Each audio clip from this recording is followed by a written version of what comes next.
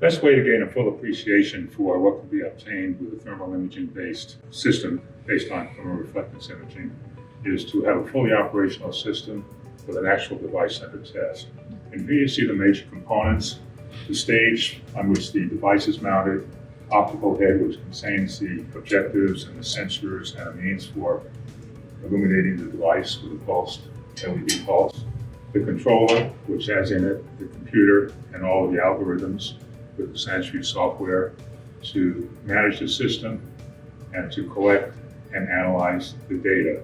And then finally, the display, which displays the imaging data that is important for the device designer. Here you can see an actual device under test, a gallium arsenide mimic in this case. And if you look carefully, you can see the green incident light from the illumination, pulsed illumination, and that incident light is reflected and captured in the optical head, which contains the sensor up here. Here you're looking at the screen, which outputs all of the data that's of interest to the user. First of all, on the lower right-hand side is the user interface, which allows the user to set the parameters that are used to drive the illumination pulse, the device bias, camera shutter, etc.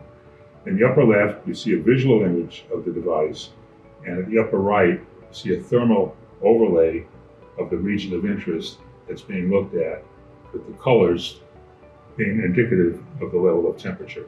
The thermoreflectance principle, as deployed in the Microsanj thermal imaging systems combined with infrared thermography, can provide device designers the thermal, the spatial, and temporal response necessary to meet their most demanding thermal imaging demands.